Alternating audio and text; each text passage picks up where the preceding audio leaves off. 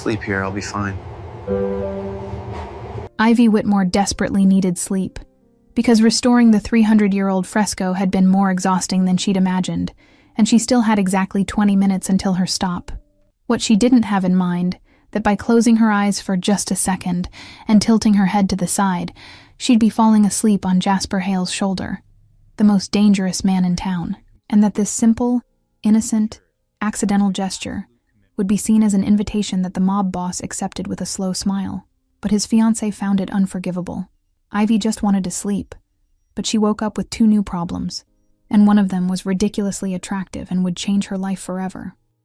First of all, hello, I'm Lena, the creator of this channel and all these stories. And now on the screen, you're seeing comments from Luna and Ginger. Thank you so much to everyone who commented. And tell me something. What's more important, a billion-dollar empire or true love? Answer down below and maybe your comment will appear in the next video. Chapter 1. Wrong Shoulder and Accidental War. I didn't move. Restoring the 300-year-old fresco had been more exhausting than I'd imagined, and I still had exactly 20 minutes until my stop. The subway car was surprisingly empty for a Thursday night, and I barely glanced at the man in a suit next to the empty seat before throwing myself onto the bench. Sleep wanted to embrace me, but I couldn't embrace sleep. I took off my flats for just a second to give my feet a rest. The relief was instant. My phone buzzed with a message from Theo. "Sis, worked late again? Get some rest." I typed back, "Just 1 more month and the fresco is done. Then I'll rest. Promise." I put my phone away and leaned my head against the seat. I closed my eyes. Just for a second, I thought. Just to rest my eyes that had spent hours focused on the tiniest details of 14th century pigments. I don't know exactly when it happened. The vibration of the subway must have lulled me because suddenly I was falling into a deep sleep. My head tilted to the side and landed on something solid, warm, that smelled like something expensive and masculine. I was sleeping on a stranger's shoulder, but I didn't know that. I was fast asleep, breathing softly, finally resting. What I couldn't know was that the man next to me had just felt the weight of my head against his shoulder, that he had looked down and seen a completely unknown woman sleeping as if she'd known him for years, that something in him had frozen, torn between the instinct to wake me and a strange curiosity. Jasper Hale wasn't a man who let people touch him, but there was something about me, in that unconscious and vulnerable moment, that made him stay completely still. He didn't wake me, he just let me sleep, watching my relaxed face with an intensity I would never know until much later. 5 minutes passed, then 10. The subway jolted hard and I woke up suddenly, disoriented, and then I realized the soft fabric under my cheek, the masculine scent, the warmth of another body too close. I jumped away so fast I almost hit my head on the handrail. My heart raced. My face was on fire. "Oh my God!" The words came out in an uncontrollable stream. "I'm sorry. I'm so sorry. I didn't mean to. I was so tired. And I didn't realize, and that's when I finally looked at him. Really looked. The air left my lungs. The man wasn't just handsome. He wore an impeccable gray suit, but that wasn't what made me forget how to breathe. It was the eyes. Green. So intensely green they seemed to glow under the artificial light. And they were fixed on me with an intensity that made my skin tingle. The corner of his mouth lifted. It wasn't quite a smile, but almost. "It's okay," he said, and the deep voice made my stomach knot strangely. "No." I shook my head hard. "It's not okay. I slept on your shoulder. You're a stranger. This is way too embarrassing." "You seemed like you needed it." His calmness was unsettling. "Worked late." "Yes." I still felt the heat in my face. "I restore art. Old frescoes. It's detailed. Exhausting. Art restorer." He repeated the words as if tasting them. Interesting. There was something about the way he looked at me that made the air feel heavier, charged, like there was electricity about to crackle. I'd never felt this acute awareness of another person. I saw my station approaching. "This is my stop." I got up so fast I almost tripped, grabbing my bag. I should have left, but something made me stop at the door and turn. "What's your name?" The words came out before I could think. "So I know who I embarrassed." Those green eyes studied me. "Jasper. And you?" "Ivy." I could barely say the name. "Good night, Jasper, and sorry again." I ran out. The doors closed behind me. I stood there breathing hard, watching the train disappear, my heart still racing, my hands trembling. I had no idea who Jasper was, didn't know about the danger I'd touched. All I knew was that I couldn't stop thinking about his eyes. While I disappeared into the darkness of the platform, inside the car continuing its journey, Jasper sat alone in his seat, or almost alone. "Boss," the voice came from behind him. "You let a stranger sleep on you." Jasper touched the shoulder where I had slept, as if he could still feel the weight of my head. "I know, Owen." The The man sitting in the back seat leaned forward. Owen had been with Jasper his entire life, since childhood, and knew each of his habits. And this definitely wasn't one of them. You never do this. You're paranoid about touch. Anyone who gets close without permission,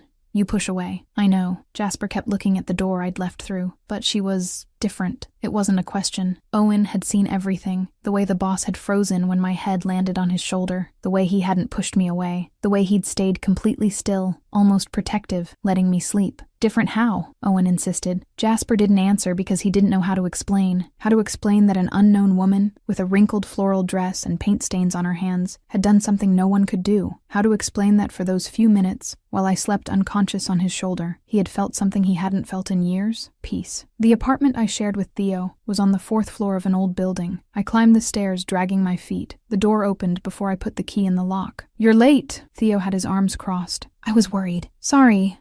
I fell asleep on the subway." He blinked. "You slept where?" "Shit. On some guy's shoulder." "You slept on a stranger?" His voice went up 3 octaves. "Ivy, are you crazy? It was an accident.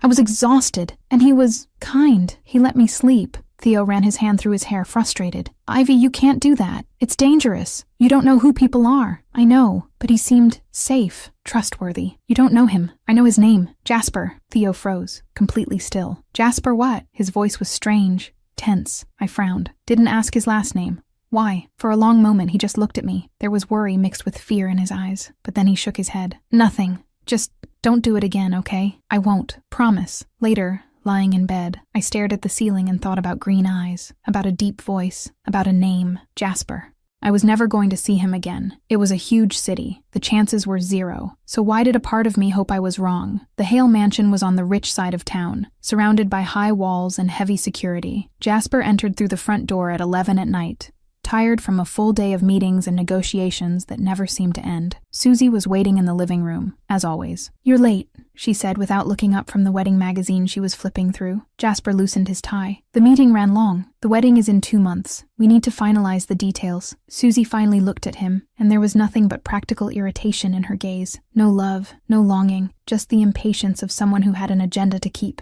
"You decide. I'll sign wherever I need to." Her eyes narrowed. "You don't care about any of this wedding. It's a business marriage, Susie. You know that." Jasper went straight to the bar, pouring himself a glass of whiskey. "But it's still our wedding. A little effort would be nice." He took a sip before answering. "I show up, say the vows, sign the papers. Isn't that enough?" "You're impossible." Susie stood up so forcefully the magazine fell to the floor. She left the room, slamming the door violently. Jasper stood alone in the silence of the mansion, looking at the glass in his hand. He touched the shoulder of his suit again, that unconscious gesture he'd been repeating since he left the subway. He thought about Ivy, about the floral dress, about the paint stains, about the way she'd turned red and apologized 1,000 times, about the softness, the innocence, the natural femininity that was the absolute opposite of everything he knew, opposite of Susie. The office door opened. Owen entered without knocking, as he always did. "Boss, tomorrow's meeting with the battalias has been confirmed for—" "Owen," Jasper interrupted him. "Have you ever met someone who made you question everything?" Owen stopped in the middle of the room. "What do you mean? Someone so different from your world that they made you want to leave it?" The capo processed the question for a long moment. "Boss, are you talking about the girl from the subway?" "Maybe. You talked to her for 2 minutes, and in those 2 minutes, I felt more peace than I have in years." Jasper took another sip, letting the whiskey burn his throat. "That's dangerous, boss. You're engaged. Arranged marriage. The families depend on this alliance. If you—" "I know," Jasper cut him off. He was silent for a moment. "But for the first time in decades, I want something that's not about power or control. I want normalcy. And you think you'll find that with some random art restorer? Maybe." Jasper turned to his friend, and there was a determination in those green eyes that Owen knew well. It was the same determination that had made him boss at 28. "Find her, boss. Find her, Owen." It wasn't a request. It was an order. "I just want to know if she's real, or if it was the illusion of a tired moment." Owen sighed, recognizing defeat. When Jasper decided something, there was no argument that would make him change his mind. "Okay, I'll find her. Thank you." After Owen left, Jasper stood alone in the office. He touched his shoulder one more time. He could still feel the soft weight of her head, the scent of lavender mixed with paint, the calm breathing of someone who trusted enough to sleep. Ivy Whitmore. He didn't know her last name yet, didn't know where she lived or worked, but he was going to find out. Because for the first time in 34 years of life, Jasper Hale had felt something other than emptiness, and he wasn't ready to let that go, even if it meant destroying everything he'd built. Would this powerful man risk it all just for love? Or is love the only thing that matters to our protagonist? Chapter 2. Reunion and Attraction. I couldn't forget you. 3 days had passed since that night on the subway. 3 days in which I tried to convince myself I'd forgotten the green eyes and the deep voice. 3 days in which I failed miserably. I was at the museum, in my favorite place in the world, completely focused on the fresco that was consuming my life. The aluminum ladder swayed slightly every time I moved, but I was used to it by now. The tiny brush in my hand worked on details so small they needed a magnifying glass to be seen properly. It was meticulous work, almost meditative, that normally left me in a state of absolute peace. But today, peace wouldn't come, because every time I blinked, I saw green eyes watching me. Every time the silence of the museum stretched out, I heard a deep voice saying my name like it was something precious. I was pathetic. Completely, absolutely pathetic. A grown woman fantasizing about a stranger who had probably already forgotten me. Excuse me. The male voice came from below, making me jump so hard I almost knocked over the pigment jar. I turned my head too fast, my heart already racing before I'd even processed who was there. But it wasn't him. It was another man, older, with a military posture, and eyes that seemed to catalog every detail of the environment. He wore a simple suit, nothing like the impeccable suit Jasper wore, but there was something about the way he moved that made me slightly uncomfortable. "The museum is open to the public," I said politely, returning to my work. "Feel free to explore." The man didn't respond, just stood there for a few more minutes before leaving silently. I didn't even think about it again. The Hartley Museum was small, specialized in medieval art, and we got all kinds of curious visitors. What I didn't know was that this man was Owen, and that he had just found everything he needed. That same night, somewhere in the city I didn't know, Owen entered Jasper's private office with a thin folder in his hands. "Found her," Owen said without preamble, tossing the folder onto the mahogany desk. "Ivy Whitmore, 26 years old, restorer at the Hartley Museum. Simple life, lives with her brother Theo Whitmore, who's a graphic designer. No criminal record, totally clean, boss." Jasper picked up the folder, opening it slowly. There was a photo of me, taken from a distance while I was working. I was focused, with my hair pulled back in a messy bun, wearing that beige lab coat full of stains that I loved. He studied the image for a long moment. "What's the address?" His voice was controlled, but Owen knew the boss well enough to sense the urgency beneath the calm. "Boss, what are you going to do?" "See her again," Owen sighed, crossing his arms. "And Susie? Susie doesn't care about me, just about the wedding." Jasper closed the folder, but kept holding it like it was something valuable. "But you care about Ivy?" The pause was long and heavy. "I need to find out." The next day, I was in the same position, on the same ladder, working on the same fresco when I heard footsteps approaching. The museum was practically empty, as it always was on Thursday afternoons, so any sound echoed off the old walls. Impressive. I froze. That voice. Deep, controlled, impossible to forget. I turned so fast the ladder swayed dangerously. "Jasper," the name came out in a higher pitch than I'd intended. "From the subway?" He was there, standing a few meters away but completely different, without the impeccable suit. Today he wore dark jeans and a gray long-sleeved shirt that hugged his body in a way that should be illegal. His hair was slightly messy, like he'd run his hand through it several times. He seemed to be trying to look normal, casual, but there was something about him that made that impossible. Something in his posture, in the way he occupied space, in the intensity of those green eyes. "That's me." One corner of his mouth lifted, surprised. "Very." I came down the ladder so fast I almost tripped over my own feet. I felt heat rising to my face. "What are you doing here?" "Came to see art." He took a step closer, and the air between us grew heavier. "And maybe see you." My heart raced. I literally felt it beating so hard I was sure Jasper could hear it. "See me?" "Why?" "Because I haven't stopped thinking about that night, on the subway, about you sleeping on my shoulder. If I was red before, now I must have been the color of a ripe tomato. That still embarrasses me." It shouldn't. He was closer now, close enough for me to smell him. Something woody and masculine that made my head spin. It was the best moment of my month. I blinked, confused. "Sleeping on your shoulder was the best moment of your month. You must have a really boring life then." And then he laughed. It was a low sound, almost reluctant, like he wasn't used to laughing, but it was genuine and warm and made something strange happen in my chest. "Maybe. Or maybe you're more special than you think. I'm just an ordinary restorer with an ordinary life." I tried to protest, but the words came out weak. "There's nothing ordinary about you, Ivy." And I was speechless, completely mute, looking at this man who appeared out of nowhere, and said things that made my entire world tilt on its axis. Jasper broke the silence first. "Show me your work?" "Seriously?" I managed to find my voice again. "You're interested in restoration?" "I'm interested in you. Restoration is part of that." My God, How did he do this? How did he say things that completely disarmed me with that calm voice and those eyes that seemed to see right through me? I showed him the fresco because I didn't know what else to do. This one's from the 14th century, Italian. It was damaged by moisture when the museum ceiling leaked 10 years ago. It took 6 months just to stabilize the structure before I could even start restoring the painting itself. Each little piece needs to be treated individually, respecting the original pigments, the artist's technique. I was rambling now, nervous, using art as a shield against his intensity. But when I glanced at Jasper, I realized he wasn't looking at the fresco. He was looking at me.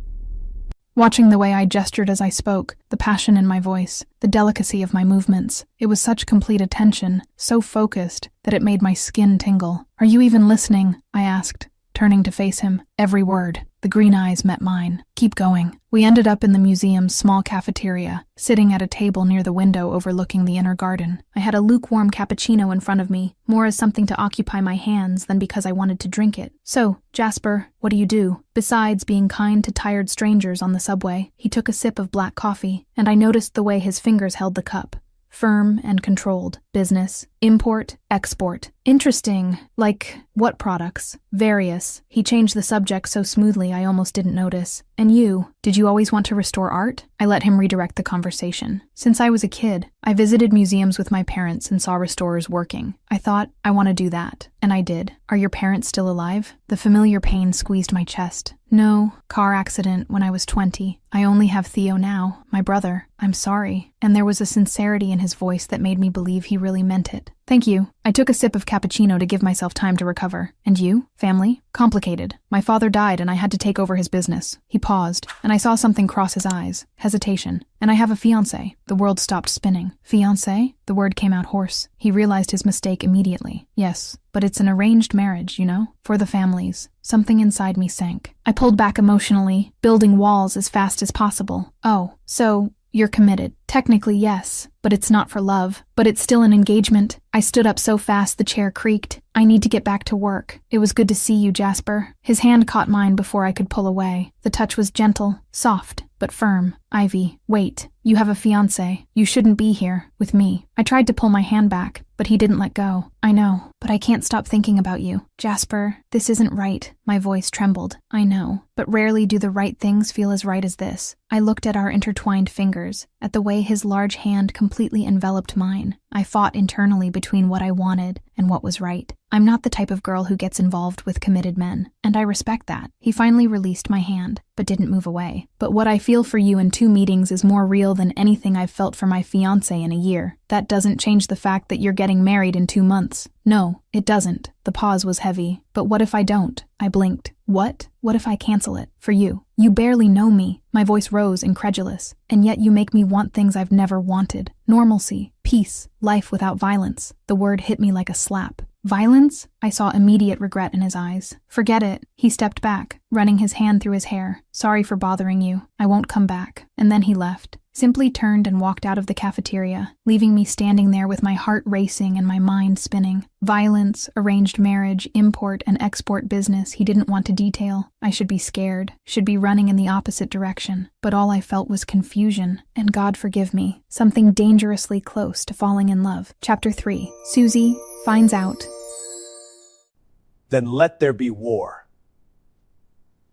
And war begins. The days that followed after Jasper left the museum cafeteria were strange in a way I couldn't explain. I continued my normal routine, waking up early, working on the fresco until my eyes hurt, coming home exhausted. But there was a constant restlessness beneath the surface. Like I was waiting for something I couldn't name. Like a part of me was constantly alert, looking for green eyes on every corner, in every subway car, in every shadow of the museum. But he didn't come back, and I didn't know if I was relieved or disappointed about that. What I couldn't know, what I had no way of guessing while I mixed pigments and restored ancient frescoes, was that on the other side of town, in the world Jasper inhabited, things were falling apart in a dangerous and irreversible way. Jasper was sitting in his private office, looking at papers he should be reading, but the words seemed blurred, meaningless, because the only thing he could see were paint stains on delicate hands and a wrinkled floral dress. It was pathetic, he knew that. A man in his position getting distracted by a woman he barely knew, but the knowledge didn't change anything. The door opened without ceremony, and Owen entered with that tense expression Jasper had learned to recognize over the years. It was the expression that said there were problems, and probably serious ones. "Boss, we need to talk." Owen closed the door behind him with deliberate care, the kind of care you have when you don't want anyone to hear the conversation that's about to happen. Jasper leaned back in the leather chair, folding his fingers over his chest as he watched his childhood friend with renewed attention. About the fact that you're distracted, and in our world, distraction kills. Owen didn't waste time beating around the bush, because that was one of the things Jasper always appreciated about him, the brutal honesty when necessary. "The meeting with the Battaglias yesterday was a disaster. You barely heard their proposal,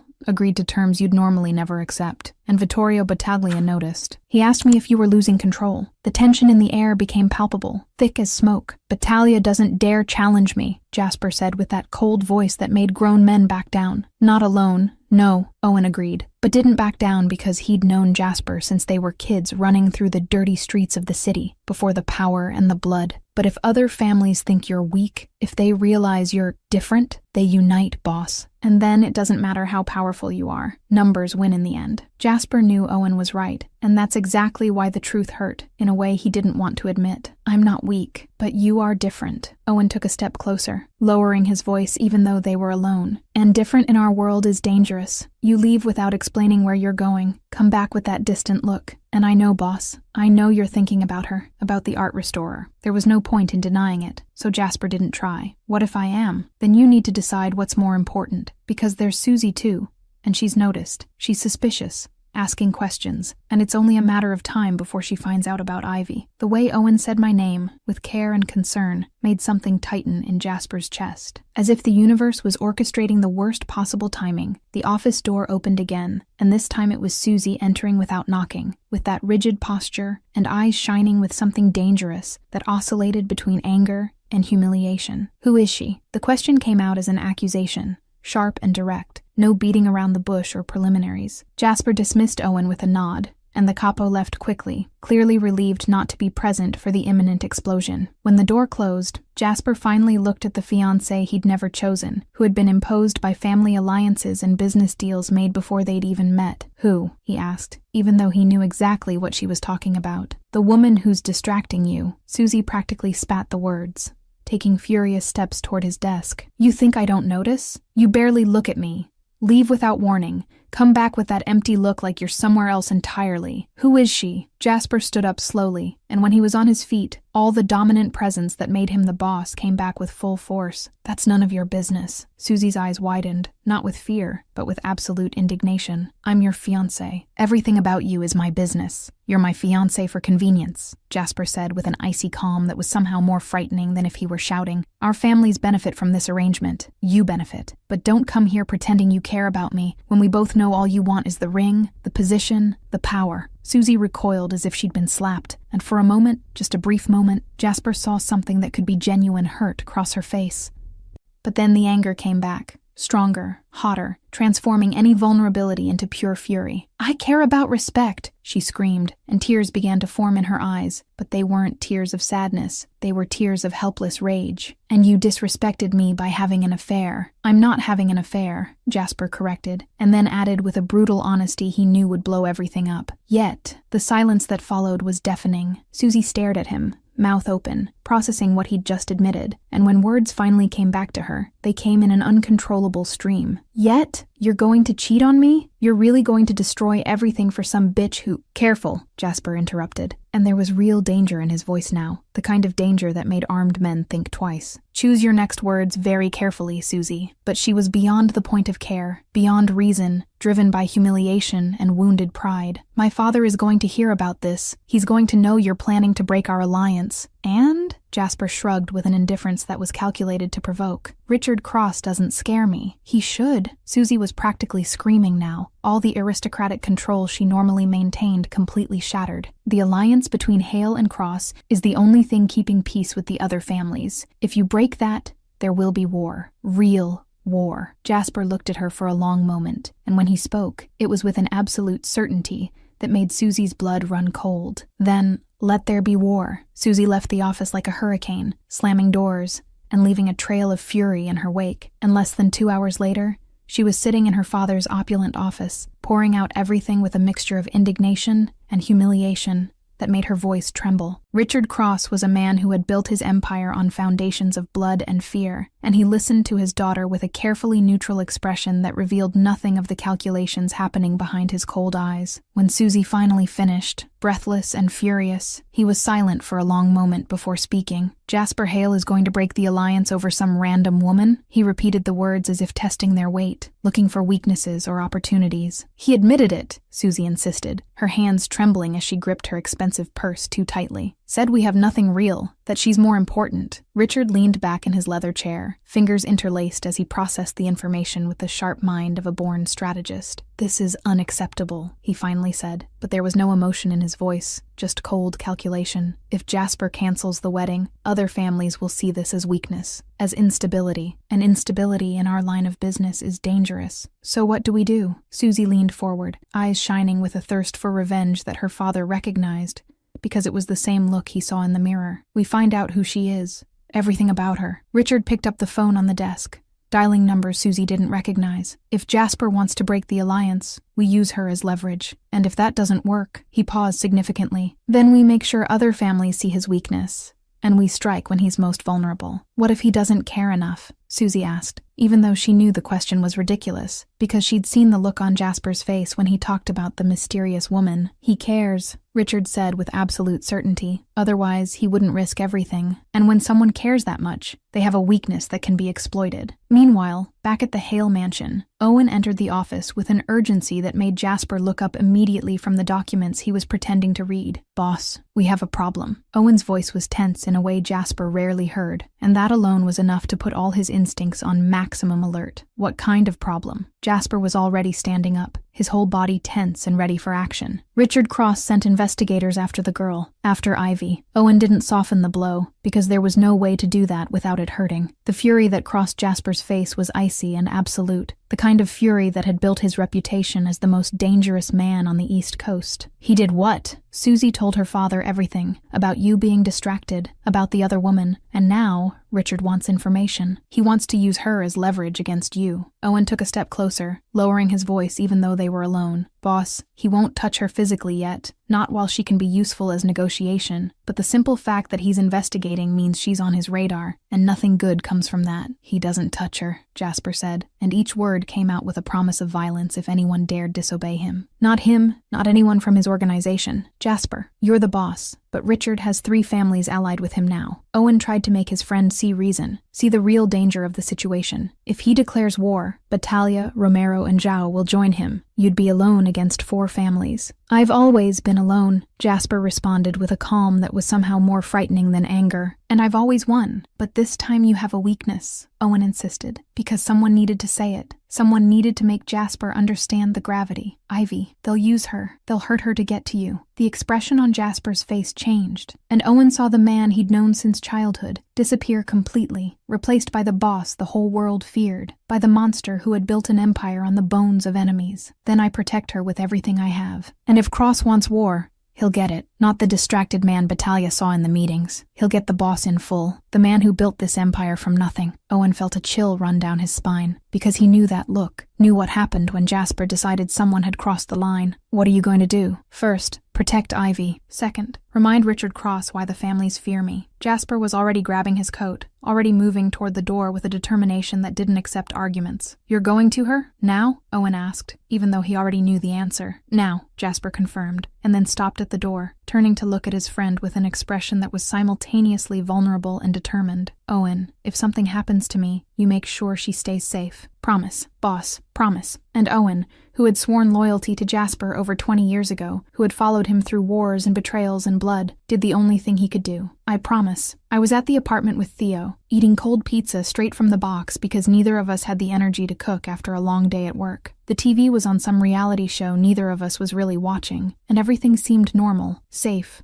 completely ordinary. And then the knocks on the door echoed through the apartment, urgent and insistent, in a way that made my heart race before I even knew who was on the other side. "Are you expecting someone?" Theo asked, already standing up with that protective caution of a younger brother who somehow always seemed older and more responsible than me. "No," I answered, and a strange chill ran down my spine as I watched Theo approach the door with careful steps. When he opened it, I saw the figure in the hallway, and my heart simply stopped. Jasper was there, but it wasn't the casual Jasper from the museum or the elegant Jasper from the subway. This was a Jasper who radiated urgency and danger, with green eyes dark with worry and a jaw tense in a way that made him seem truly dangerous. And then I heard Theo whisper, and there was real fear in his voice that made the blood freeze in my veins. "Shit, you're Jasper Hale, the boss." The world seemed to slow down as I processed the words, as I saw the way my brother instinctively backed away, the way Jasper didn't deny the accusation, just stood there with that dominant presence that suddenly made complete sense. "And you're Theo," Jasper said, and his voice was controlled, but there was an urgency underneath that I could feel even from where I was sitting. "Her brother." Then the green eyes found mine across the room. "Can we talk?" "Private?" I should have said no, should have closed the door in his face and pretended I'd never met a green-eyed man on the subway, but there was something about the way he looked at me, something that seemed like genuine fear mixed with determination, that made me stand up from the couch with trembling legs. "Okay," I said, my own voice sounding strange in my ears. My room seemed smaller with Jasper in it, as if his presence consumed all the available space and left little to breathe. I closed the door behind us and turned to face him, crossing my arms over my chest in a pathetic attempt to create some barrier between us. "What did you mean by danger?" The words came out firmer than I expected. Considering my heart was beating so hard I was sure he could hear it. Jasper ran his hand through his hair, a gesture of frustration and exhaustion I'd never seen in him before. And when he spoke, it was with a brutal honesty that made me want to back away. "Do you know who I am?" "Really?" Theo told me, I admitted, remembering the difficult conversation we had after the museum visit, when my brother had finally explained who Jasper Hale was and why I should be terrified. "After you went to the museum, that you're a mob boss, and that scared you?" The question was simple, but there was something vulnerable underneath it, as if the answer mattered more than he wanted to admit. "A lot," I confessed, because there was no point in lying now, but I tried not to think about it because you seemed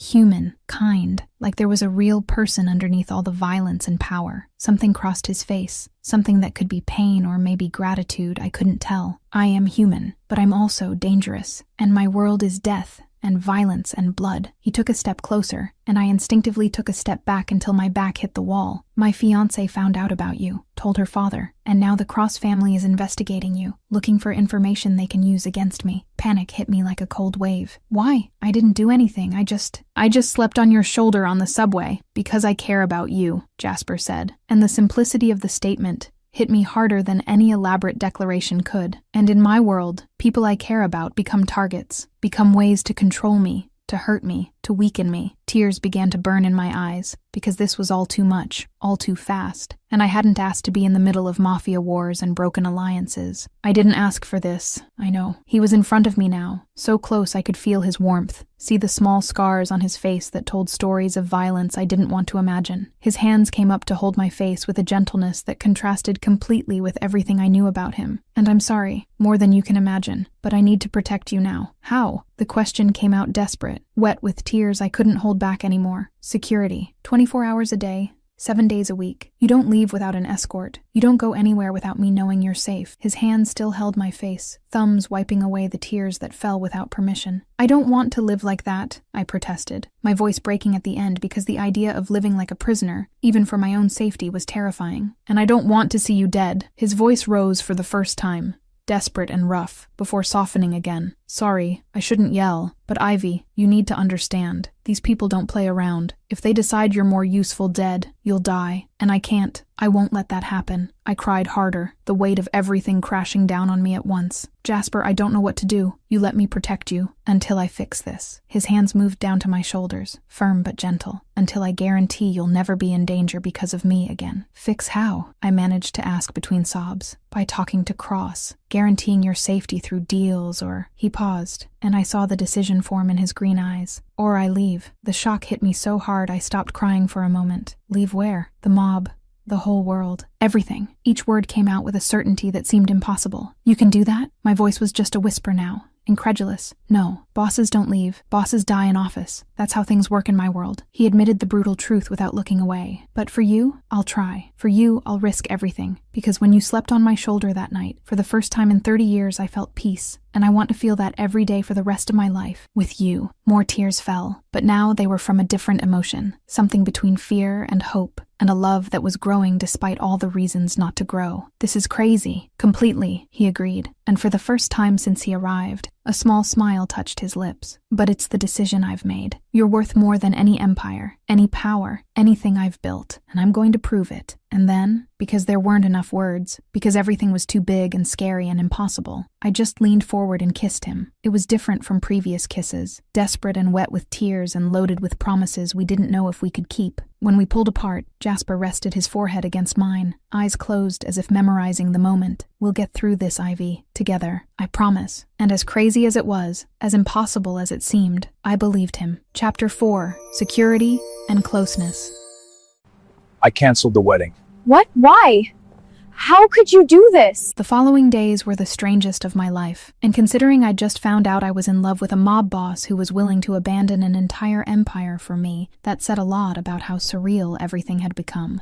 Security started the next day. I woke up, got ready to go to the museum like I always did, and when I opened the apartment door, there were two huge men waiting in the hallway. They didn't introduce themselves with names, just nodded politely and said they were there to escort me, and then spent the entire day following me like silent but impossible to ignore shadows. At first, it was suffocating in a way that made me want to scream. I couldn't go to the corner cafe without one of them following 3 steps behind. Couldn't work on the fresco without feeling eyes watching me from across the museum. Couldn't simply exist without the constant reminder that my life had changed irreversibly. But as the days passed, I started to get used to their presence, the same way someone gets used to the constant noise of a big city, until eventually, it just becomes part of life's background noise. Theo also had security, though he complained louder and more frequently than I did. "This is ridiculous," he said one night while we ate dinner in the apartment, knowing the guards were outside the door, hearing every word. "We're prisoners in our own life. We're safe," I corrected, though I wasn't sure if I completely believed it, or if I was just trying to convince myself. Jasper started showing up more after that night in my room, now without hiding, without pretending these were casual encounters or coincidences. He came to the museum during my lunch breaks, showed up at the apartment for dinners that Theo attended, with a barely disguised expression of disapproval, took me on short walks in public parks where the guards followed us at a respectful but constant distance.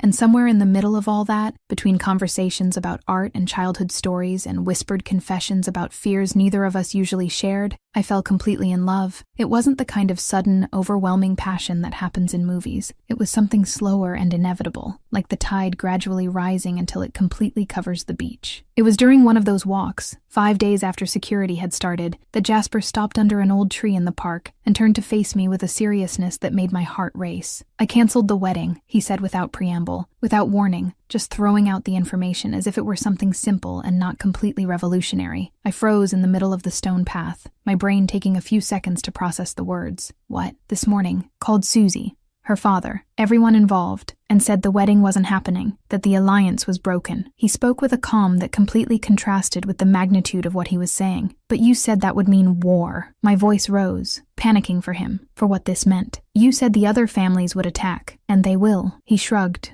as if he were talking about the weather. "But I'm not going to marry a woman I hate when I'm in love with you." The world stopped, literally stopped spinning. The air stopped moving. Everything froze except the sound of my heart beating so loud I was sure he could hear it. "You love me? Since the subway? Since you slept on my shoulder and gave me peace for the first time in decades?" He took a step closer, his hands coming up to hold my face in the way that was becoming familiar. "I love you, Ivy Whitmore, and I'll do everything to protect you and have a normal life with you." The tears came without permission, hot and fast, wetting my cheeks as I tried to find words that made sense. What if it doesn't work? What if they kill you for this? Then at least I tried. At least I really lived for a while, instead of just existing in that empty world. His thumbs wiped away the tears with a gentleness that contrasted with everything I knew about who he was in his world. But if I stayed, I'd die anyway. It would just be slower, emptier, until there was nothing left but a shell. I couldn't hold back anymore. I leaned forward and kissed him with all the fear and love and desperation I was feeling, and when we pulled apart, I whispered against his lips, "I love you too." And I'm terrified. Me too, he admitted, and there was relief in his voice, as if my love was the only thing he needed to hear to make it all worthwhile. But we'll win, together. While Jasper and I walked hand in hand through the park, completely oblivious to everything except each other, on the other side of town, in a meeting room hidden in an abandoned warehouse that smelled of mold and danger, Richard Cross was officially declaring war. The table was long and dark wood stained by years of use, and around it sat the representatives of the most powerful families on the East Coast. Vittorio Battaglia was to Richard's right, a large man with scars that told stories of violence, his dark eyes assessing everything with a predator's patience. Carlos Romero was to the left, younger, but no less dangerous, with nicotine-stained fingers and a smile that never reached his eyes. And at the opposite end of the table sat Zhang Zhao, the oldest of all, with graying hair and an expression that revealed nothing. Jasper Hale broke the sacred alliance, Richard began, his voice echoing through the empty room. For a woman, he showed weakness, showed he can be controlled by emotions, and will never have a better chance to take his territory. Battaglia leaned back in his chair, fingers interlaced over his belly as he considered the words. Hale is the boss. He built this empire alone, eliminating everyone who got in his way. We can't underestimate that just because he fell in love. But that's exactly why he's vulnerable now, Richard insisted, slamming his hand on the table hard enough to make the water glasses tremble. He's distracted, focused on protecting the girl instead of protecting his empire. If we attack now, fast and coordinated, we can divide the territory before he has a chance to react. Romero lit a cigarette, despite the closed room, and blew the smoke slowly before speaking. And how exactly do we propose to attack? What's the plan? Richard leaned forward, eyes shining with the excitement of someone who had thought through every detail. First, the girl. If she dies,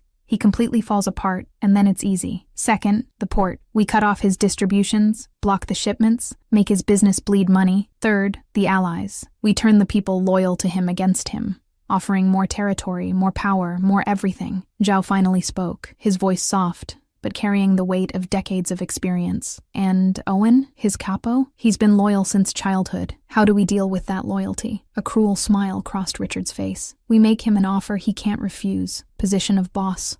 All of Jasper's territory. All he needs to do is betray his friend. The proposal reached Owen through a messenger 2 days later, a thin man in a cheap suit that couldn't hide the gun holster under his arm. They met at an Italian restaurant downtown, a place public enough to be safe, but private enough for conversations that couldn't be overheard. Richard Cross has an offer for you, the messenger said, pushing a thick envelope across the table. Owen didn't even touch the envelope, keeping his hands visible and relaxed on the table, though every muscle in his body was tense. What kind of offer? Partnership. You become boss. Take over all of Hale's territory. All you need to do is step aside when we attack. Let nature take its course. The fury that went through Owen was icy and controlled, years of training allowing him to keep his voice calm. Tell Richard he can shove his offer where the sun don't shine. I'm loyal to Jasper. Always have been. Always will be. The messenger shrugged, as if the answer was expected, but he had to try anyway. Loyalty doesn't pay the bills when the boss is dead, Owen. Think about it. Jasper's not going to die, and when he destroys all of you, I'll be standing next to him laughing. Owen stood up, throwing money on the table to cover the coffee he hadn't even touched. Now get out of my sight before I forget that messengers are neutral. Owen went straight from the meeting to Jasper's office, entering without knocking because there were things that couldn't wait for etiquette. Jasper was alone, studying maps of the port that were spread across the desk, but looked up immediately when the door opened. Boss, Cross offered partnership. For me to betray you. Owen didn't soften the words, just threw out the truth like he always did. And? Jasper's voice was calm, but there was a tension in his shoulders that showed he cared more than he let on. And I told him to go to hell. Owen approached the desk, crossing his arms. But Jasper, they're serious. They want your territory. They want you dead. They're planning a coordinated attack. I know. Jasper looked back at the maps, but Owen knew he wasn't really seeing them. Owen, I'm leaving the mob after I guarantee Ivy's safety. The shock made Owen take a step back. You're really going to do it? Yes. And you take over. Jasper finally looked at his childhood friend, the brother he'd chosen. You're my capo, my best friend, the only person I trust completely. You become boss. But what about you? Where will you go? Owen's voice was hoarse with emotion he rarely showed. Far away, with Ivy, normal life. No violence, no blood, no looking over my shoulder every day. There was peace in Jasper's voice as he said this, as if just thinking about the possibility brought relief. Jasper, bosses don't leave. You know that better than anyone. Owen tried to make his friend see reason, see the danger. I know, that's why I fake my death, disappear, and you take over. After my death. The plan came out simple, but they both knew the execution would be anything but. Owen felt tears burn in his eyes, and for the first time in years, he let them fall. This is insane. It's the only way. Jasper stood up, circling the desk to stand in front of his friend. "Will you do this for me? Pretend you killed me? Take over and make peace with Cross?" Owen looked at the man he'd followed through hell and back, who had saved his life more times than he could count, who was more of a brother than any blood tie could create. "If that's what you want, yes, I'll do it." Jasper pulled him into a tight hug, the kind of hug that men in their world rarely allowed themselves. "Thank you, brother." Chapter 5. Attack and Extreme Protection. Move her, now. 1 week had passed since Jasper canceled the wedding, a week in which I tried to maintain some appearance of normalcy while living under constant surveillance. I went to the museum every day, worked on the fresco that was so close to being finished, came home, and tried not to think about the fact that my life had become something out of an action movie I'd never asked to watch. The guards had become part of the routine. Marcus and David, I'd finally learned their names, though I still didn't know much more beyond that. They were polite, professional, and kept a respectful distance that made it possible to forget about them for a few moments. Almost possible. It was a Thursday morning, the kind of ordinary day that suggested nothing but boredom and work, when everything exploded in such a literal way that I still have trouble believing it actually happened. I was on the ladder, working on a particularly delicate section of the fresco that required all my concentration, when I heard loud voices coming from the museum entrance. It wasn't unusual. Sometimes groups of students visited and made noise, so I didn't think much of it initially. I just kept working, the tiny brush moving with millimetric precision over the ancient pigment. And then I heard the first gunshot. The sound echoed off the museum walls with a clarity that made my blood freeze instantly. It wasn't the kind of sound you confuse with something else, not when you grow up watching movies and the news, not when that specific sound is etched into the collective unconscious as synonymous with absolute danger. I froze on the ladder, the brush falling from my hand and staining my lab coat with ultramarine blue, while my brain struggled to process what was happening. More shots followed, fast and constant, accompanied by screams and the sound of breaking glass. "Ivy, get down! Now!" It was Marcus's voice, coming from somewhere nearby, but that I couldn't locate through the panic that was starting to take over. I came down the ladder so fast I almost fell, my legs shaking so badly they could barely support me. David appeared out of nowhere, grabbing my arm hard enough to hurt, but I barely felt it, because fear had numbed everything except the basic survival instinct. "Behind the column! Stay down." He practically threw me behind one of the thick marble columns that supported the museum ceiling, and I huddled there, hugging my knees against my chest while trying to make myself as small as possible. The gunfire continued, and through the panic, I managed to process that there were at least 2 different guns firing. Jasper's guards were fighting whoever had invaded the museum, and the only reason to invade was to get me. This understanding hit me with a force that made my stomach churn. They were here for me. People were shooting,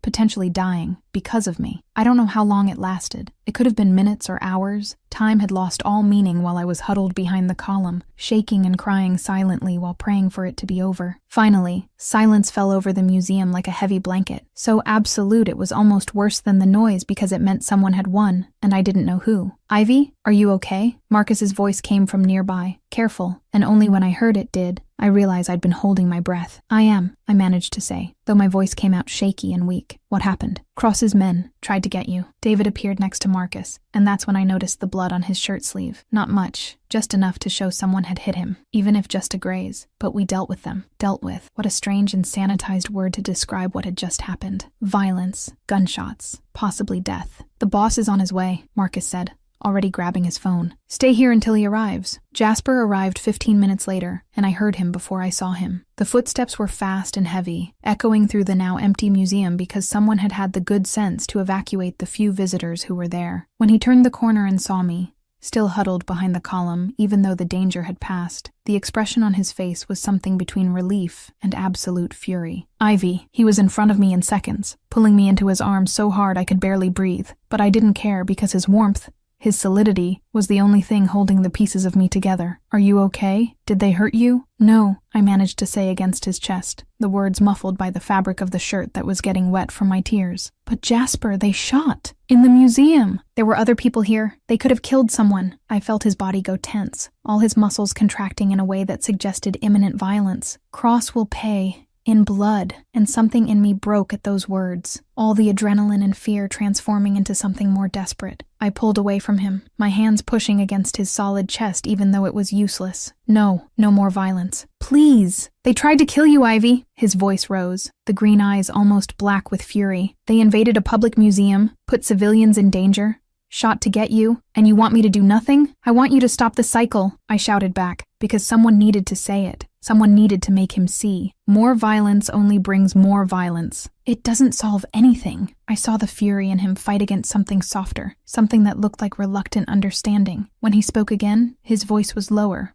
but no less intense. I know, you're not from this world, and I don't want you to be. His hands came up to hold my face, forcing me to look at him. That's why I'm going to take you out of it. But first, I guarantee they never touch you again. Never get close to you again. How? I whispered, exhausted from so much fear. Moving you to the mansion. Extreme security until I solve this once and for all. The Hale mansion was everything I imagined, and nothing I expected at the same time. It was huge, obviously, with iron gates that opened to a circular driveway where a marble fountain spouted crystal clear water. The gardens were impeccable, so perfectly maintained they seemed artificial, and the house itself was a mix of classic and modern architecture that probably cost more money than I'd see in a lifetime. But beneath all the beauty and luxury, there was a current of constant tension that was impossible to ignore. Guards at every entrance, cameras in every corner, guns I could see even when people tried to hide them. It wasn't just a house, it was a fortress. Theo arrived an hour after me, brought by other guards, and the expression on his face oscillated between anger and worry. Ivy, are you okay? He hugged me so hard my ribs protested. When I heard about the attack, I thought, I'm fine, I assured him, though I wasn't sure if it was true. The guards protected me. That's when Jasper entered the room where we were, and Theo turned to face him with an intensity that made the air heavy. You guarantee my sister stays safe? With my life, Jasper responded without hesitation, and there was an absolute promise in those words. And when you die? Theo took a step closer, all the fear transforming into confrontation. Because bosses die, Jasper. That's what happens in your world. What happens to her when you're not here anymore to protect her? I'm not going to die. The certainty in Jasper's voice was unshakable. I'm going to disappear. With her. With you too, if you want. New identity. New life. Far from all this. I saw shock cross my brother's face. You're going to abandon everything? All the power, the territory, the entire organization? For her? Yes. Jasper looked at me as he answered, and there was so much love in that look it made my heart squeeze. Without hesitation. Theo studied Jasper for a long moment, and I could see the calculations happening behind his eyes, weighing risks and sincerity. Finally, he nodded. Okay, I trust you. But then his finger lifted, pointing at Jasper's chest. But if something happens to her, if she gets hurt because of this world of yours, I'll kill you myself. Understood? A small smile touched Jasper's lips. Fair. Later that night, after Theo was settled in one of the guest rooms,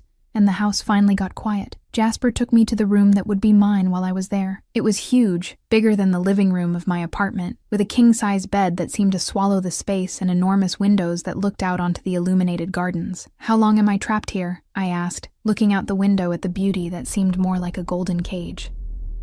Until I resolve the war. A few more weeks at most. Jasper was behind me, close enough for me to feel his warmth but not touching. And after? After we disappear. Me, you, Theo. Owen takes over as boss, makes peace with Cross through territorial deals, and we live far away. Normal. The word normal came out with so much longing it hurt to hear. I turned to face him. Where? Wherever you want. His hands found mine, intertwining our fingers. Country, beach, mountains. You choose and I make it happen. The tears came back, but this time they weren't from fear. I want the country. Small house with a garden. A studio where I can restore art without deadlines or pressure. Just peace. Then that's what you'll have. He pulled my hands to his lips, kissing my knuckles one by one. I promise. And you, I whispered. What do you want? The green eyes met mine, and there was a vulnerability in them I rarely saw. You. Waking up with you every day. Sleeping with you every night. Life without looking over my shoulder. Without waiting for betrayal. Without blood on my hands. That's all I want. You're everything. I leaned forward and kissed him, soft and slow, trying to put into a kiss all the words I couldn't say. When we pulled apart, I rested my forehead against his. Then let's make it happen, together. And there, in the fortified mansion in the middle of a war that was just beginning, we clung to the hope of a future that seemed impossible, but that we were determined to reach anyway. Chapter 6. Escape Plan and Susie Sabotages. We leave tonight.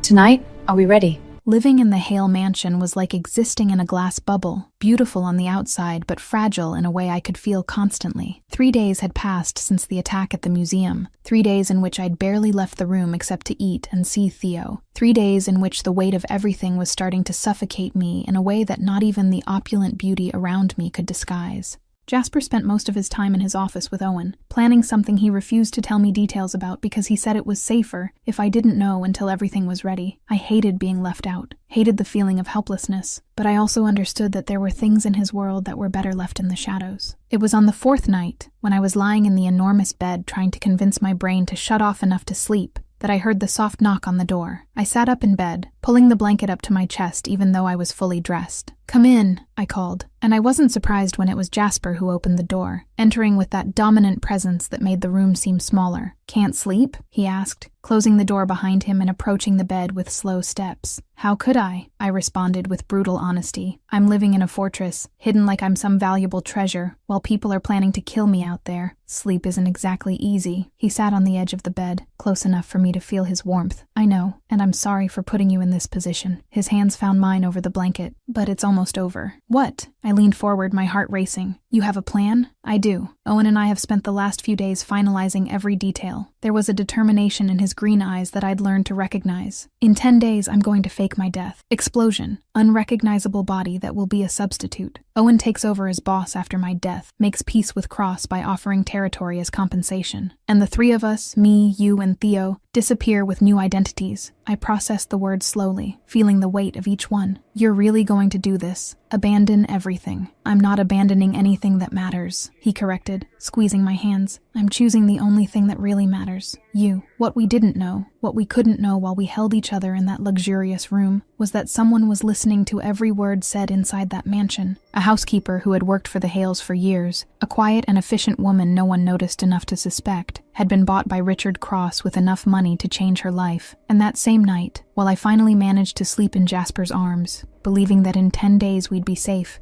the housekeeper was at a payphone on the other side of town, reporting every detail of the plan to Susie Cross. "He's going to fake his death," the woman said, her voice low and urgent. "Explosion in 10 days. Has a substitute. Owen takes over and makes peace. Jasper disappears with the girl." On the other end of the line, Susie held the phone so hard her fingers turned white. The humiliation of having been left, of having been replaced by an ordinary art restorer, burned like acid. "Are you sure?" "Positive. I heard them planning everything in the office. My father will want to know about this." Susie was already moving, grabbing her car keys with her other hand. "You'll get the rest of the payment tomorrow." Half an hour later, Susie was sitting in her father's office, words pouring out in a furious stream, while Richard listened with that calculating expression that revealed nothing of his thoughts. "He's going to fake his death to run away with her?" Susie practically shouted when she finished telling everything. "This is unacceptable." Richard leaned back in the leather chair, fingers drumming on the armrest as he processed the information. "Perfect," he finally said, and there was satisfaction in his voice. "Perfect? How is this perfect?" "Because now we know exactly what he's going to do and when." A cruel smile crossed Richard's face. "If he's planning a fake attack in 10 days,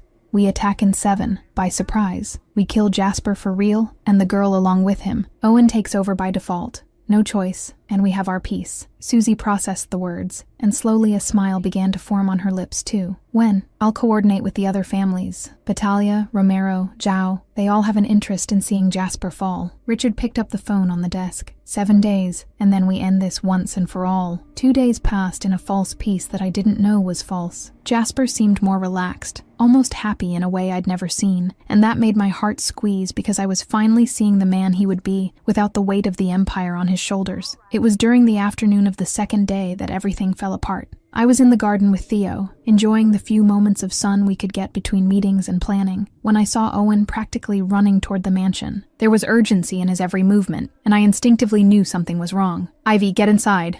Now." Jasper appeared at the back door, and the tone of absolute command in his voice left no room for arguments. Theo and I ran inside, and as soon as the door closed, Jasper turned to Owen with an expression that would make grown men back down. "Talk. We have a traitor. Housekeeper." She heard everything and told Susie. Owen was breathless, as if he'd run the entire distance. "Cross knows the plan, knows about the 10 days, and now he's going to attack earlier. Real attack instead of letting you fake it." I felt the blood freeze in my veins. "When?" "My contacts say in 5 days, maybe less."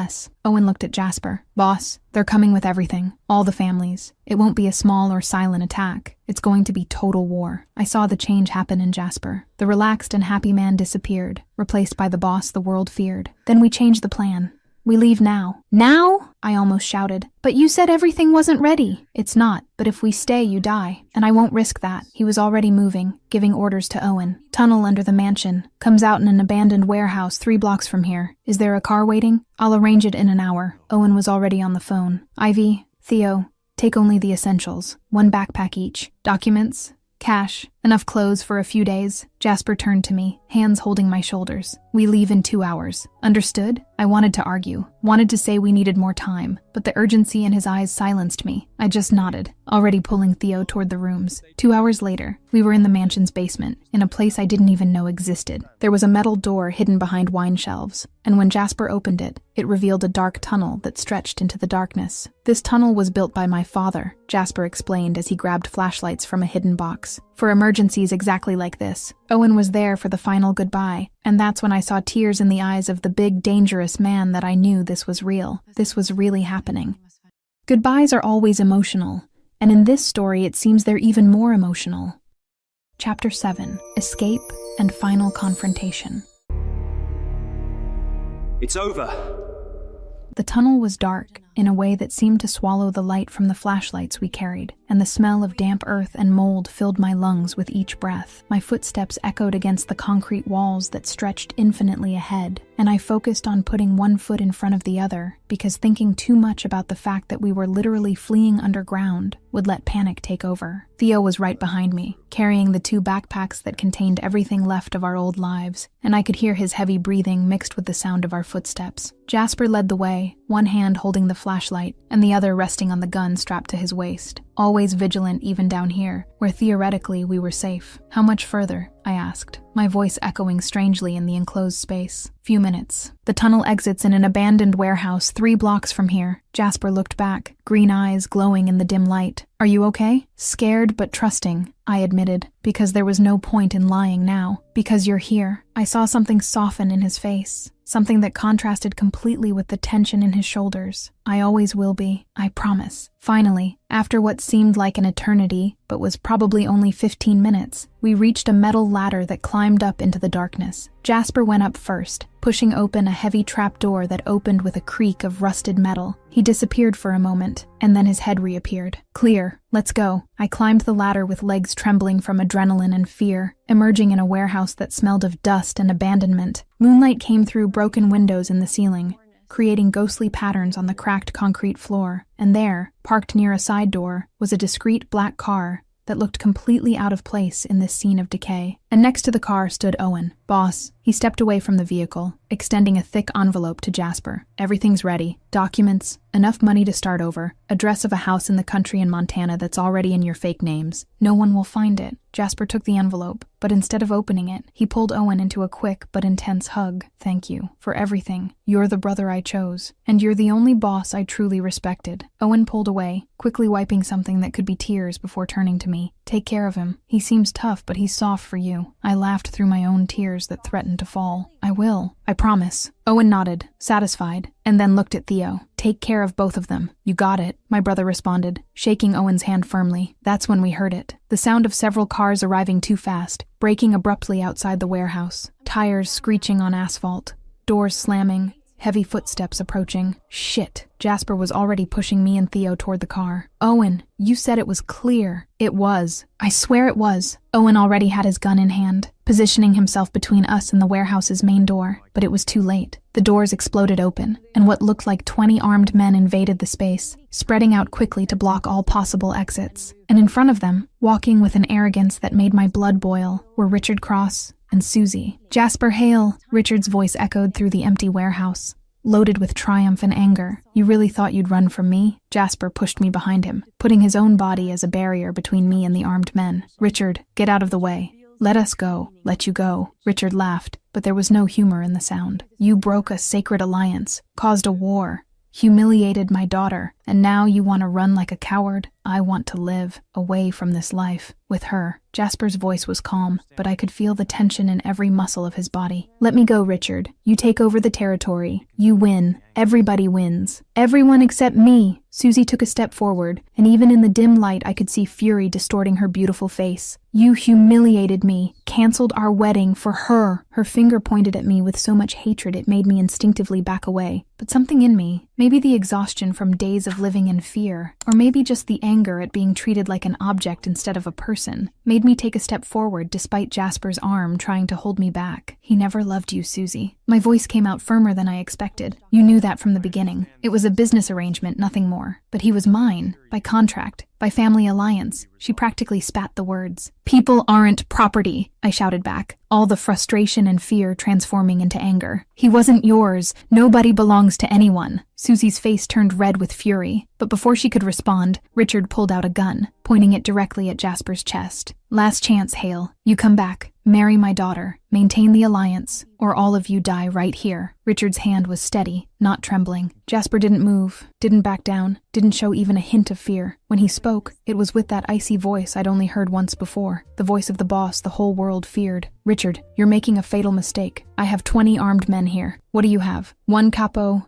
and 2 civilians, Richard mocked. And then Jasper smiled, and it was the kind of smile that made my blood run cold, even knowing he was on my side. I have Owen. That's when I heard it. The sound of more cars arriving, doors slamming, coordinated footsteps, and then men began appearing from the warehouse shadows, men who must have entered silently while we were all distracted by the confrontation, positioning themselves behind Cross's men. Owen was in front of them, and there was cold satisfaction on his face. Boss always has plan B. What happened next was absolute chaos. Someone shot first, I never knew who, and then the warehouse exploded in violence. Jasper threw me to the ground, covering my body with his, while bullets flew over our heads. I could hear Theo screaming my name, could hear Owen giving orders, could hear the horrible sound of bullets hitting flesh. Stay down, Jasper shouted in my ear, and then he was moving, getting up, shooting with a precision that showed years of practice. I don't know how long it lasted. Seconds? Minutes? Time lost meaning in the middle of the noise and fear and smell of burnt gunpowder. But eventually the shots started to decrease, Cross's men falling or surrendering one by one. That's when I saw it. Richard,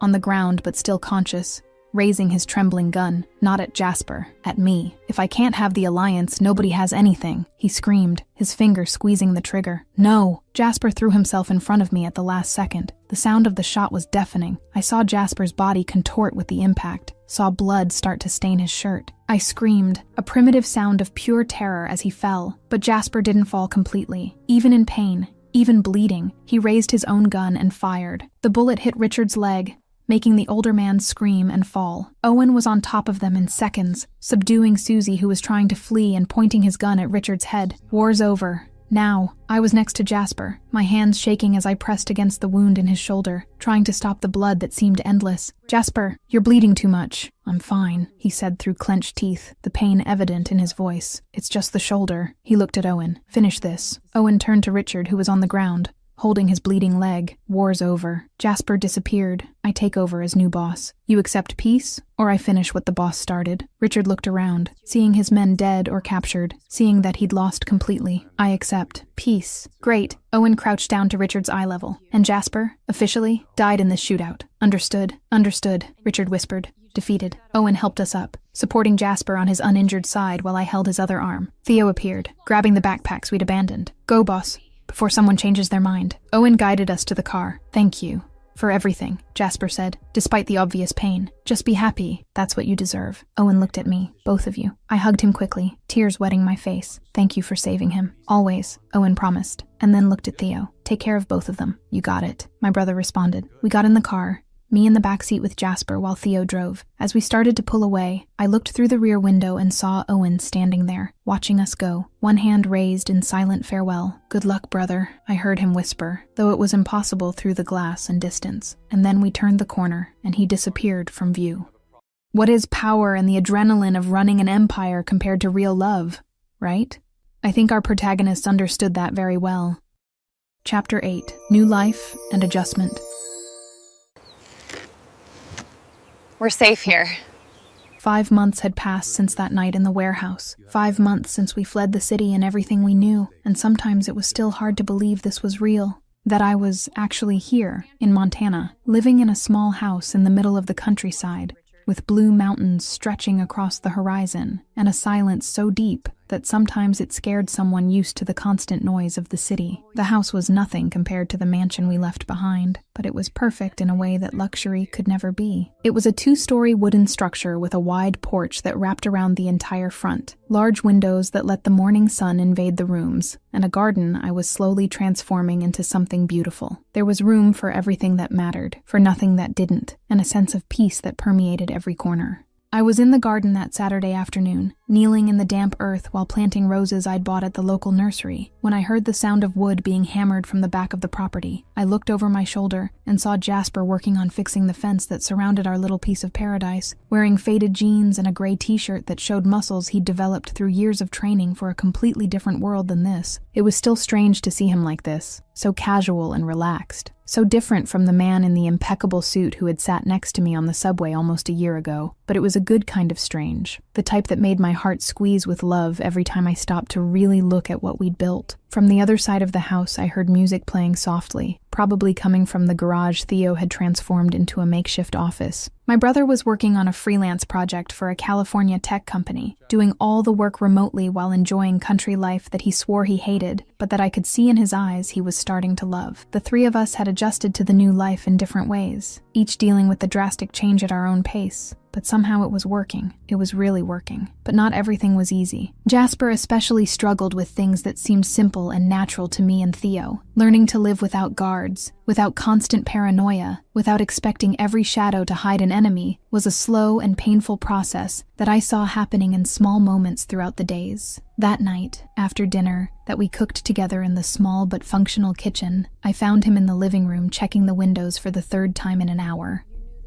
He touched each latch, tested each lock, looked through the curtains at the dark garden outside with a tension in his shoulders that shouldn't be there. Jasper, my voice made him turn, and I saw the moment he realized what he was doing, how he was letting old habits dictate new actions. You don't need to check the windows every hour. We're safe here. Habit. He ran his hand through his hair, a gesture of frustration with himself. Sorry, I know it's excessive. I approached him, placing my hands on his chest and feeling his heart beating too fast under my palms. We're safe. Owen guaranteed it. Nobody knows where we are. Nobody's looking because you're officially dead. You can relax. I know. He covered my hands with his, intertwining our fingers. But it's 30 years of instincts saying to always be alert. Always expect the attack. It takes time to completely turn that off. I know. I stood on my tiptoes and kissed him softly, feeling the tension begin to leave his muscles. And I'm here, always, for however long it takes. I saw something soften in his green eyes. That vulnerability he only showed me. I don't know what I did to deserve you.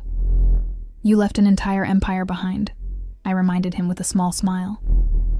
I think that counts. He laughed quietly, pulling me into a hug that completely enveloped me in his warmth and strength. Best decision I ever made. 2 weeks later, on a sunny Wednesday morning, we got married. It wasn't anything like the wedding Jasper would have had with Susie. No elaborate party or hundreds of guests or ostentatious luxury. It was just the three of us. The local justice of the peace, who was a 70-year-old gentleman named Harold, and his wife, who served as second witness because the law required it. The courthouse was small and smelled faintly of mold, with furniture that was probably 50 years old and a green carpet that had seen better days. But when I stood in front of Jasper, holding his hands as we prepared to make vows that would officially change our lives, none of that mattered. Jasper had written his own vows, and when he started reading from the crumpled paper he pulled from his pocket, I saw his hands trembling slightly. Ivy, you saved me from a life that was killing me from the inside, slowly but inevitably. You gave me peace when I didn't know peace was possible. You gave me a reason to live beyond just surviving. I love you more than I knew it was possible to love someone, and I'll spend every day of the rest of my life trying to be worthy of the love you give me. The tears were already falling when it was my turn, and I didn't even try to hold them back because there was no shame in crying from happiness. Jasper, you risked everything for me, left an empire, power, everything you knew, and chose love, chose me, chose us. I love you more than words can express, and I promise to spend every day showing you that you made the right choice. When Justice Harold declared us husband and wife, when Jasper kissed me with a tenderness that contrasted completely with the reputation he'd left behind, I heard Theo sniffling behind us,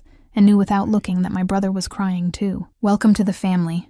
Officially, Theo said afterward, hugging Jasper in a way that showed any reservations he'd had about the relationship had completely disappeared. take care of my sister. With my life, Jasper promised, and we both knew it wasn't a figure of speech. Life after the wedding continued with its beautiful simplicity. Jasper got a job at a local carpentry shop owned by a man named Tom, who was 72, and looking for someone to eventually take over the business when he retired. At first, I was surprised Jasper knew how to work with wood, but he explained he'd learned from his grandfather as a child, before his world became about violence and power.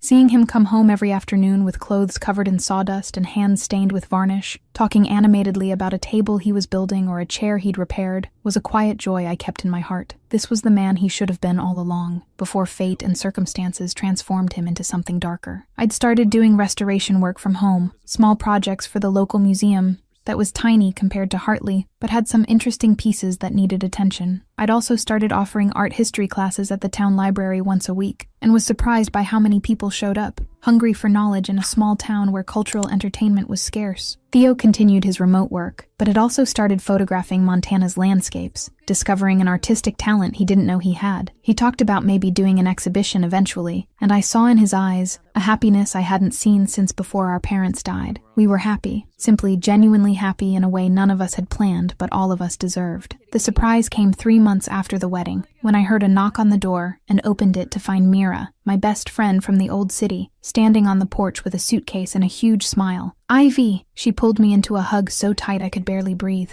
"I missed you so much." "Mira!" I was in complete shock. "How did you find me?" "Theo gave me the address," she admitted, still hugging me. "He said you guys were settled enough for visitors now." When we finally separated and I brought her inside, Jasper appeared from the kitchen, probably alerted by the noise. Mira stopped in the middle of the room, eyes wide as she looked at my husband. "Ivy, you didn't tell me he was this hot in person," she whispered, but not as quietly as she thought, because I saw the corner of Jasper's mouth lift in an almost smile. "Mira," I lightly slapped her arm, feeling my face heat up. Jasper approached, extending his hand politely. "Pleasure. I've heard a lot about you. I'm Jasper. The pleasure's all mine," Mira said, shaking his hand while shooting me a look that clearly said, "We need to talk later. Thank you for taking care of my best friend." "It's the easiest job I've ever had," he responded, and there was so much love in his voice that I saw Mira melt a little. That night, after Mira went to sleep in the guest room and Theo retreated to his garage, Jasper and I sat on the back deck, looking at the stars that shone more brightly here than they ever had in the city. The air was cold enough to need blankets, and I was nestled against his side, my head resting on the shoulder that had been my accidental pillow so many months ago. "Do you miss it?" I asked softly, breaking the comfortable silence. "The power? The control? Being the boss?" "No." The answer came quick and certain. "I feel relief. For the first time in 30 years,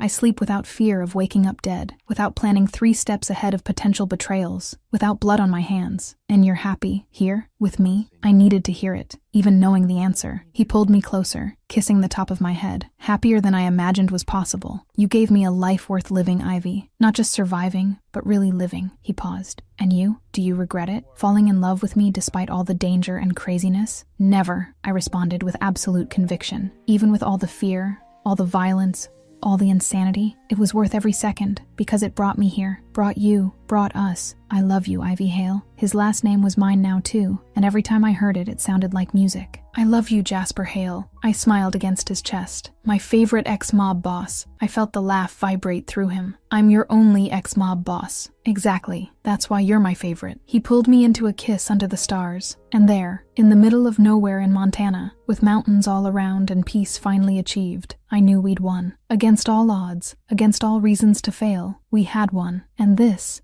simple and beautiful life was worth more than any empire. Chapter 9. Final Threat and Permanent Peace.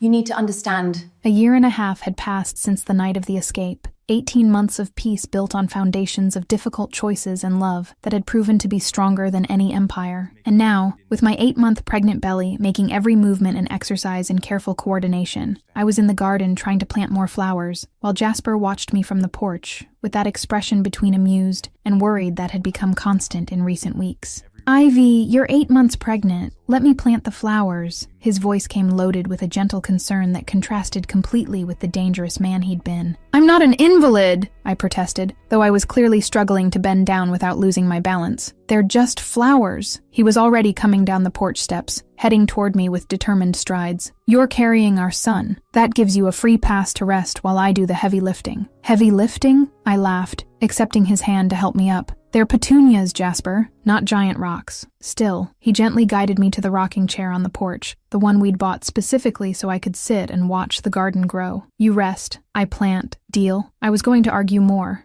Really was, but the truth was my back was hurting and sitting seemed like a wonderful idea. Deal, but you're spoiling me too much. Impossible. He kissed my forehead before returning to the garden, picking up the shovel, and starting to work on the flowers with a delicacy surprising for hands that had held weapons for so long. Watching him there, in jeans and an old t-shirt, completely focused on planting flowers to make me happy, made my heart overflow with a love so big it sometimes scared me. This man had literally left everything behind for me, and now was building a family with me in a place where nobody knew who he'd been, where he could just be Jasper, husband, and future father. It was that afternoon, when the sun was starting to descend on the horizon, painting the sky orange and pink, that we heard the sound of a car coming up the dirt road that led to our house. Jasper tensed immediately, those old instincts returning in a flash, and I saw his hand automatically move to where a gun used to be before he forced himself to relax. Probably Tom bringing that wood I ordered, he said, more to himself than to me, but we both knew he was lying to calm his own nerves. But when the car stopped in front of the house and the door opened, it wasn't Tom who got out, it was Owen. I saw shock cross Jasper's face,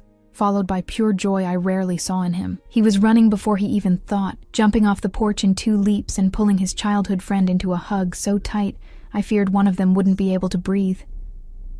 Owen! Jasper's voice was hoarse with emotion. What are you doing here? I thought we agreed on no contact. I know. Owen pulled back, wiping something that could be tears from his own eyes. But I missed you too much, brother. And there was something I needed to tell you in person. That's when Owen looked at the porch and saw me, with my huge belly impossible to hide. His eyes widened comically. Boss, you're going to be a father? Jasper came back to the porch, helping me up carefully before bringing me close to him, his hand resting protectively over my belly. Yes, 8 months. It's a boy, Owen repeated, and there was so much amazement and happiness in his voice it made tears sting my eyes. Congratulations, to both of you. Owen, I said softly, pulling his attention. We're going to name him Owen, after you. Absolute silence. Owen stood completely still, mouth open, processing the words as if he couldn't believe what he'd heard. When he finally managed to speak, his voice came out broken. You're going to name him after me? You saved our lives, Jasper said, and there was so much weight in those words. You made it possible for us to have this life, this family. It's the least we can do. Owen's tears fell freely now, without shame or attempt to hide them. I don't know what to say. Thank you so much. We sat on the deck, the 3 of us, with iced tea and cookies I'd made earlier, and Owen updated us on everything we'd left behind. Peace had settled, he said, more stable than anyone expected. Cross had accepted the terms, the other families had calmed down, and the territory was divided in a way everyone considered fair. And nobody's looking for me? Jasper asked, tension still present in his shoulders despite the relaxed atmosphere. No, you're officially dead. Owen took a sip of tea. The story going around is that you died in the warehouse shootout, that I took over reluctantly but competently, and that peace was restored. Some people suspect it might have been different, but without evidence, they're just rumors. And Susie? I couldn't help asking. Married Batalia's son 6 months later. New alliance. New power. Owen shrugged. She got what she wanted in the end, just not with Jasper. We talked until the sun set completely, and the stars started to appear, talking about everything and nothing, reconnecting friendships that distance and time had forced to lie dormant but never dead. But eventually, Owen got serious, and I knew we'd reached the real reason for the visit. Boss, there's something you need to know. He leaned forward, elbows on his knees. Battaglia is suspicious. He has an investigator who thinks you might be alive. No proof, just suspicions, but he's looking. The air grew heavy. Jasper tensed beside me, and I instinctively placed my hand over his. Is he sure? No, but he's looking. Owen looked between the 2 of us. I came to warn you personally because if he finds anything concrete, it could be a problem. What are you going to do? I asked, fear starting to squeeze my chest. I'll handle it, Owen said with a determination that reminded me why Jasper trusted him completely. I'll talk to Battaglia, explain that even if Jasper were alive, he left everything behind. He's not a threat to anyone. I'll offer more territory if necessary to buy his silence. And if he doesn't accept, Jasper was in boss mode now, calculating possibilities and risks. Then I'll do what you would do, protect you. Owen responded simply. You're my brother, boss. And I won't let anything happen to you or your family. Owen left the next day, after a breakfast where Theo finally appeared and hugged the man who had helped save our lives. We watched the car disappear down the dirt road, and Jasper pulled me close, his hand resting on the belly where our son was growing. Do Do you think it'll be okay? I whispered against his chest. Owen has never let me down. He won't start now. There was absolute confidence in his voice, and Jasper was right. A week later, we received a short message through an encrypted email that only we knew how to access. Resolved. Batalia's not looking anymore. Peace guaranteed, but no contact for the next few years. Total security. Owen. Jasper read the message 3 times before deleting it, and I saw relief wash over him like a wave. It's over. For real this time. It's over, I repeated, and finally, I completely believed it. 3 years later, the sound of children's laughter filled the garden as I watched from the porch, with one hand resting on the belly that was growing again, this time with our daughter, who would be born in 4 months. Owen, our 3-year-old son with green eyes just like his father's, and dark hair just like mine, was running through the garden chasing a blue butterfly dancing in the afternoon air. "Daddy, look, butterfly." His high-pitched voice was full of wonder. Jasper was running after little Owen, laughing in a free and genuine way I never tired of hearing. "Careful, don't step on Mommy's flowers." Theo was sitting next to me, a proud smile on his face as he watched his nephew play. Who would have thought, huh? Ex-art restorer who slept on the wrong shoulder and got a whole life. Right shoulder, I corrected with a smile. The best mistake of my life. And look at the ex-mob boss becoming a family man in the country. Theo shook his head, still impressed. If someone had told me this story 4 years ago, I would have said they were crazy. Sometimes I still think I'm dreaming, I admitted, watching Jasper pick up little Owen, both laughing as the butterfly escaped. That all this is too good to be real. But it is real. You deserved it. You both deserved it. Theo squeezed my hand. After everything you went through, this peace is more than deserved. That night, after little Owen was put to bed with a story about gentle dragons and brave princesses, Jasper and I sat on the deck like we did almost every night. He pulled me onto his lap carefully, accommodating the growing belly between us, and we stayed there in comfortable silence looking at the stars. "Do you regret it?" I asked, though I already knew the answer. Leaving everything behind? Never. Not for a single second. He kissed my hair. That day on the subway, when you slept on my shoulder, that was the day my life truly began. Everything before that was just empty existence, and mine changed completely, for the better. I leaned my head on his shoulder, on that same shoulder where it all began. We won, Jasper, against everything and everyone, and now we have peace. We have love. We have family. Everything I always wanted but never thought I could have. His hands rested on my belly, feeling our daughter move, and now I have more than I dreamed was possible. Forever, I promised, turning to kiss him softly. Forever, he agreed against my lips. And there, under the Montana stars, with our son sleeping inside the house and our daughter growing inside me, with Theo laughing at something on his computer in the garage, I knew we had achieved the impossible. She slept on the wrong shoulder, or maybe on the absolutely right shoulder, depending on how you looked at it. He was the boss, feared and powerful, capable of controlling empires with a look. She was ordinary, gentle, innocent, living a simple life restoring ancient art. But together they were peace, and he traded the entire empire for her. Because some loves are worth more than any territory, more than any power. And some wars are worth fighting, even if it's to walk away from them completely. Jasper and Ivy Hale, ex-boss and art restorer, living in peace, raising a family, building a future nobody believed was possible. Now I've put together some really interesting trivia for you. So if you like fun facts and Easter eggs, you're going to love what I'm about to tell you. The story has 4 main villains: Caleb, the abusive ex; Bianca, the jealous ex-mistress; Nathan, the vengeful brother; and Victor, the big rival. So you could see how much our lovebirds suffered before they could be together. This next fun fact I doubt you noticed. Mira never knew Adrian's full last name until she became Mira Wolf. Leah was the only character who threatened to kill Adrian and lived to tell the tale. The first time Adrian says "I love you" is in public, not in private. Adrian never takes anyone's life directly in this story, but I can't reveal anything about the other ones. The baby's gender is revealed in Chapter 9, but the baby girl's name is never revealed in the story. Who knows? Maybe you'll find out in the future. Mira runs away in fear of the dangerous world, but becomes the queen of that world. The story has one complete flashback, and you realize how this was a love as intense as it was sudden. Mira's answer, "Caleb who?" at the end, mirrors how she completely overcame the trauma and is ready for a new life without adventures. But will she be able to achieve that? And to watch another unmissable story, click on the video that appears now on your screen and check it out.